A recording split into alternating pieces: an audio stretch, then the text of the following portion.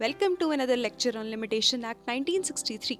Yesterday we discussed sections 3, 4 and 5 of the Act. So to stay tuned to all the coming lectures, don't forget to subscribe to the channel. This is lecture number 2 on the Limitation Act 1963.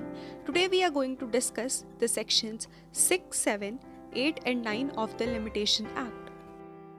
अब section 6, 7, 8 और 9 है क्या, इनको हम पहले brief में पढ़ लेते हैं, बाद में इनको डिटेल में पढ़ेंगे। तो सेक्शन 6 और 7 बात करते हैं लीगल डिसेबिलिटी के बारे में, और हम ये भी देखेंगे कि लीगल डिसेबिलिटी होती क्या है। सेक्शन 8 बात करता है स्पेशल एक्सेप्शंस के बारे में, वो प्रोविजंस जिन पर सेक्शन 6 और 7 एप्लीकेबल नहीं होंगे। और सेक्शन 9 बात करता है कि कब कब लिमिटेशन पीरियड कॉन्टिन्यूसली रन करेगा और उसको कहीं पर भी पोस्टपोन या कहीं पर भी उसको सस्पेंड नहीं किया जाएगा। अब हम बात करते हैं सेक्शन 6 जो कि है लीगल डिसेबिलिटी। देखेंगे कि लीगल डिसेबिलिटी का क्या इफेक्ट पड़ता है किसी भी सूट के या एप्लीकेशन के लिमिटेशन पीरियड पर उसके पहले ये देखना है कि लीगल डिसेबिलिटी होती क्या है। लीगल डिसेबिलिटी होती है अकॉर्डिंग टू लॉ जब एक पर्सन क्वालिफाइड नहीं होता या केपेबल नहीं होता सूट फाइल करने के लिए या एप्लीकेशन देने के लिए, मतलब कि वो जब सूट फाइल नहीं कर सकता या वो जब एप्लीकेशन नहीं दे सकता है। अकॉर्डिंग टू लॉ 3 कंडीशंस हैं जो कि एक पर्सन को लीगली डिसेबल बनाती हैं।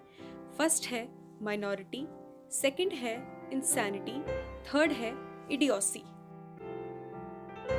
अब हम बात करते हैं माइनॉरिटी की। माइनॉरिटी है क्या? Minority according to the Indian majority act, जब एक पर्सन 18 ईयर्स से कम की एज का है तो वो पर्सन क्या है? माइनर है, और वो लीगली डिसेबल है टू फाइल अ सूट, कि वो सूट फाइल नहीं कर सकता है। अब सेकंड कंडीशन आती है, सेकंड जो लीगल डिसेबिलिटी है वो है इंसैनिटी। इंसैनिटी क्या है? इंसैनिटी एक मेंटल इलनेस है जब कोई पर्सन जो कि इंसेन है वो फैंटेसी और रियलिटी में डिस्टिंग्विश नहीं कर सकता। अब जो थर्ड लीगल डिसेबिलिटी आती है वो आती है इडियोसी। इडियोसी क्या है?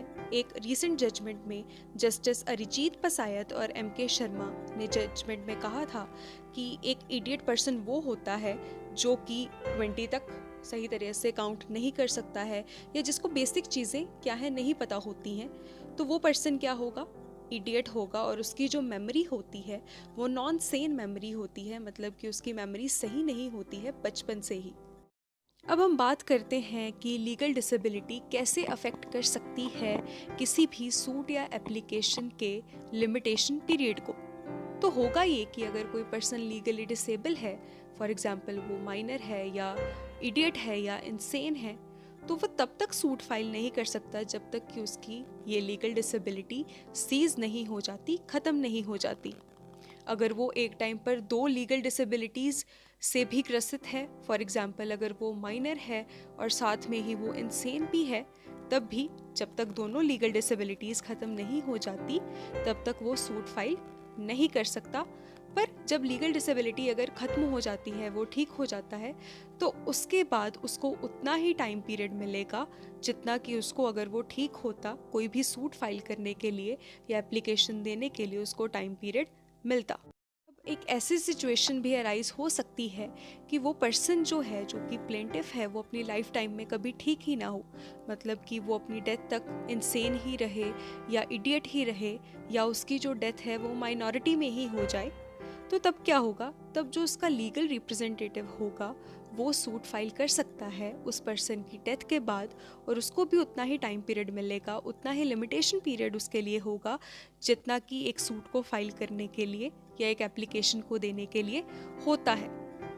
अब एक ऐसी कंडीशन भी अराइज हो सकती है कि वो लीगल रिप्रेजेंटेटिव जो है वो खुद ही किसी ना किसी लीगल डिसेबिलिटी से अफेक्टेड हो। तो तब क्या होगा? तो तब ये होगा कि जब उसकी लीगल डिसेबिलिटी सीज हो जाएगी, ख़त्म हो जाएगी, तब वो सूट फाइल कर सकता है।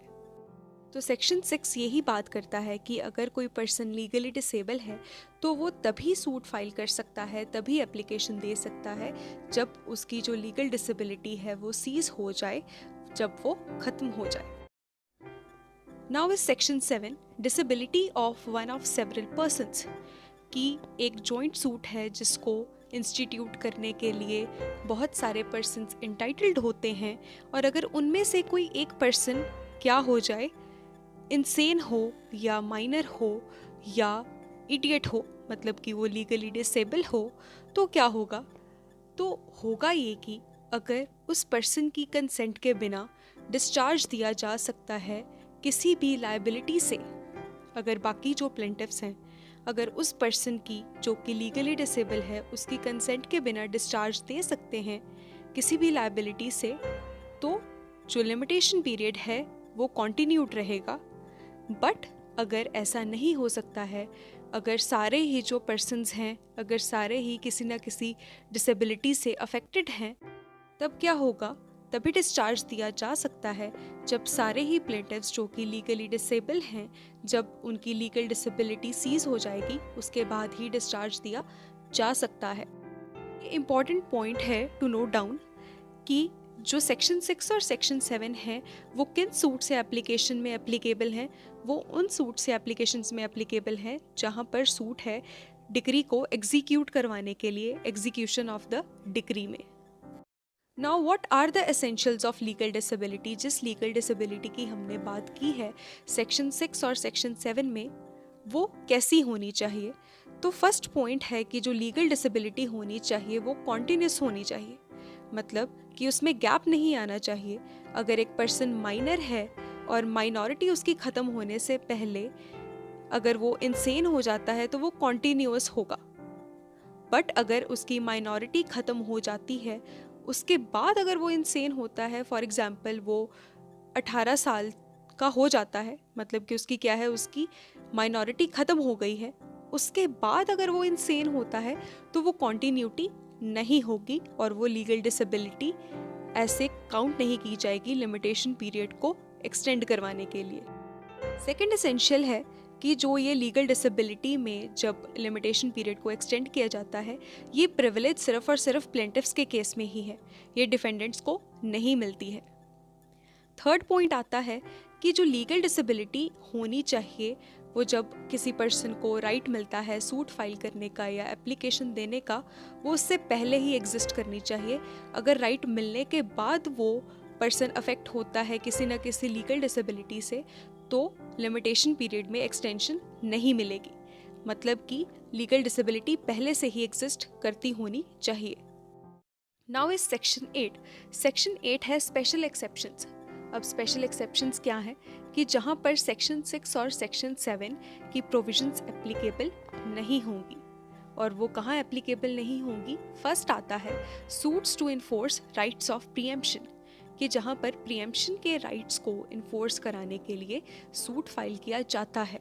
अब प्रीएम्पशन राइट्स क्या है कि जहाँ पर एक पर्सन को फर्स्ट इंस्टेंस में राइट होता है कि वो किसी प्रॉपर्टी को परचेज कर सकता है, मतलब उसके पास पहले सबसे पहले राइट होता है कि वो किसी प्रॉपर्टी को परचेज कर ले। अब क्या है सेकंड एक्सेप्शन? सेकंड एक्सेप्शन क्या है कि जब भी कोई पर्सन जो कि लीगली डिसेबल है उसकी डिसेबिलिटी सीज हो जाती है, ख़त्म हो जाती है, या वो पर्सन जो कि लीगली डिसेबल था उसकी डेथ हो जाती है, तो डेथ होने के बाद या लीगल डिसेबिलिटी सीज होने के बाद जो टाइम पीरियड मिलेगा वो सिर्फ 3 साल का ही एक्सटेंड हो सकता है, 3 साल से ज़्यादा का एक्सटेंड नहीं किया जा सकता। Now is section 9 continuous running of time, कि जब भी कोई लिमिटेशन पीरियड स्टार्ट हो जाता है तो अगर उसके बाद कोई पर्सन डिसेबल होता है या इनेबल होता है, सब्सिक्वेंट डिसेबिलिटी होती है, तो जो लिमिटेशन पीरियड है वो कहीं भी सस्पेंड नहीं किया जाएगा, वो एज इट इज़ कॉन्टिन्यूड रहेगा। जो लीगल डिसेबिलिटी होनी चाहिए वो इनिशियल होनी चाहिए। इनिशियल मतलब कि जब भी कोई लिमिटेशन पीरियड स्टार्ट होता है उससे पहले ही लीगल डिसेबिलिटी होनी चाहिए पर्सन को।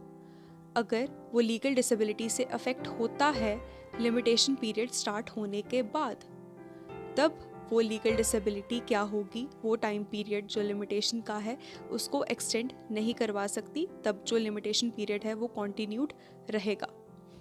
फॉर एग्जाम्पल एक पर्सन है जिसके पास टाइम पीरियड है 3 इयर्स का, लिमिटेशन पीरियड है सूट फाइल करने के लिए, और 3rd ईयर के एंड में लिमिटेशन पीरियड के एक्सपायर होने से पहले वो क्या है, इंसेन हो जाता है।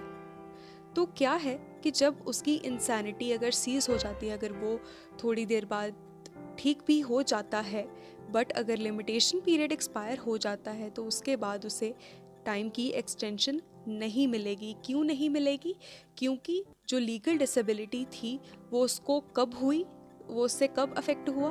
वो उससे अफेक्ट हुआ जब लिमिटेशन पीरियड स्टार्ट हो चुका था उसके बाद।